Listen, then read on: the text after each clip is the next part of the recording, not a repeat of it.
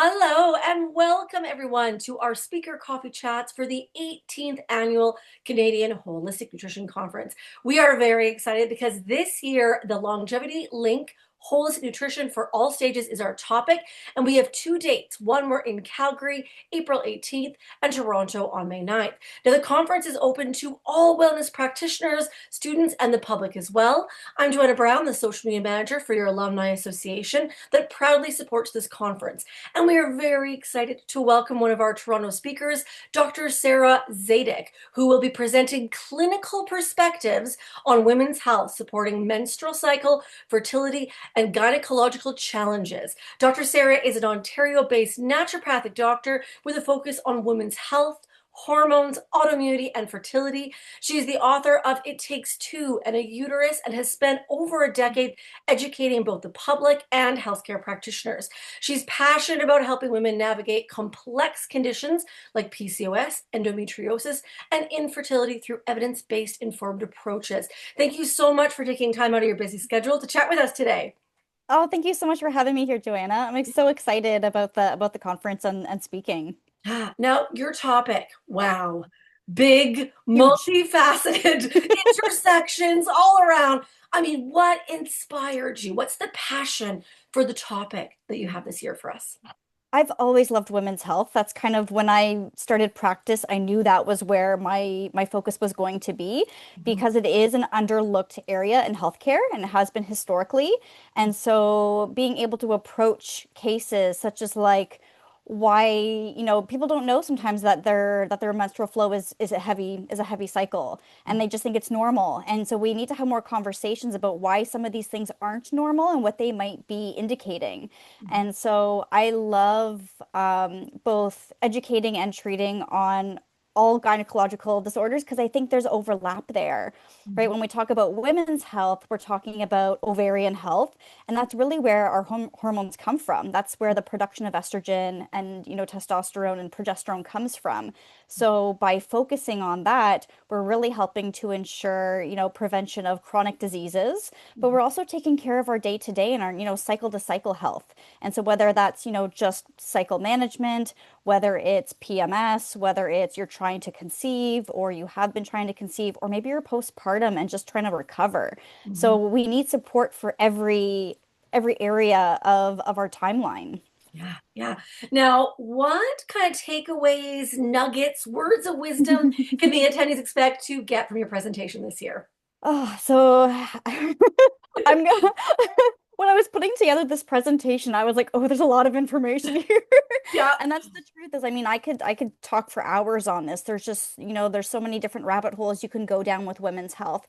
And so my goal is to start with, the education bit on, what do our hormones do for us? Mhm. Sometimes things like estrogen kind of gets a bad rep, in the media as far as like, well, there's an issue with if you have too much estrogen, it doesn't make you feel good, or it can cause endometriosis, some people will say. But these hormones also protect us. They protect our bone health, they protect our cardiovascular health and our moods, Mhm. right? So they're critical for our overall health. And so I think we need to shed light on why they're so important and how they impact us on a day-to-day basis. Now, Mhm. in the talk, I also want to focus on the dietary aspect. So like the day-to-day, what can we do with food in our diet? What nutrients should we be looking at?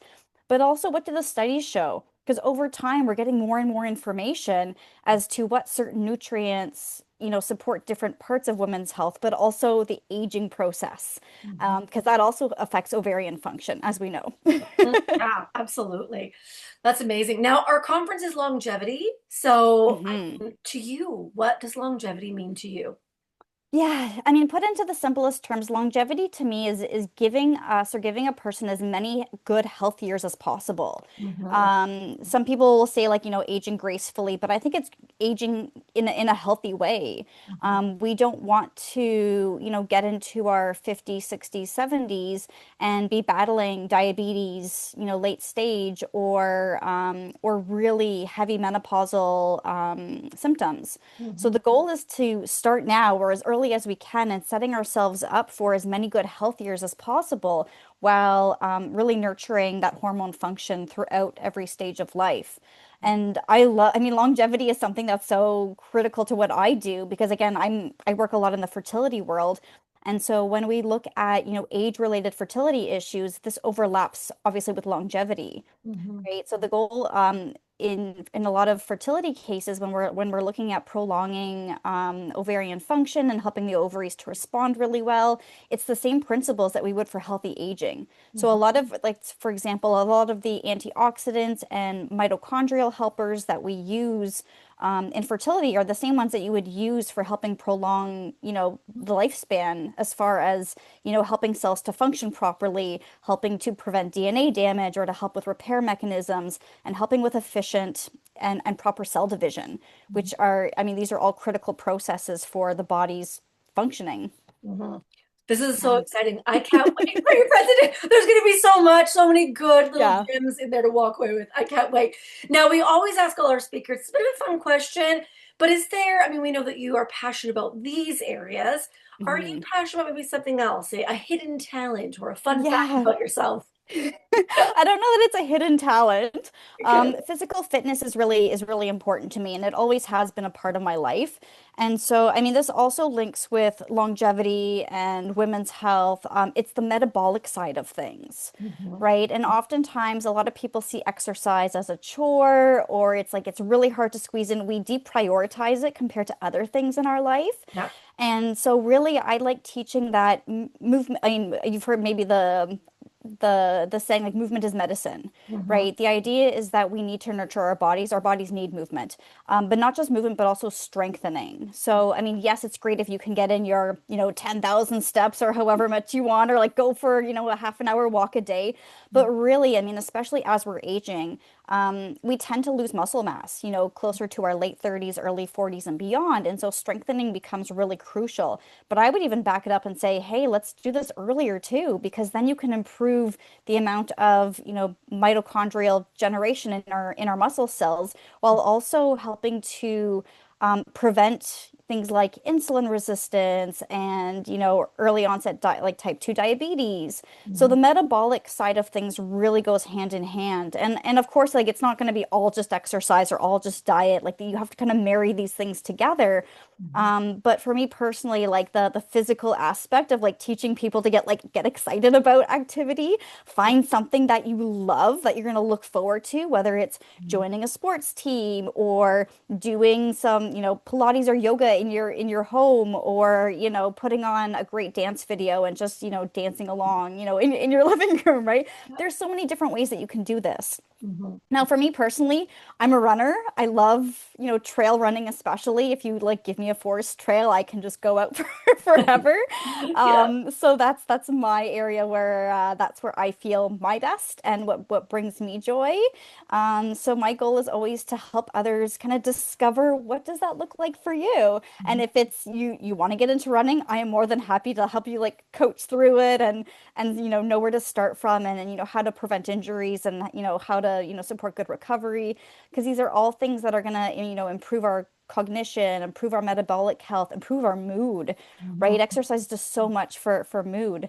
And so there's a big overlap there, but that's kind of my jam. Jam. I love it. I love it. Well, now people want to follow along to see you in your jam and your element and learn more about you. I mean, you're on Instagram, you got a website. How can we find you? Where can people go and follow and learn more from you?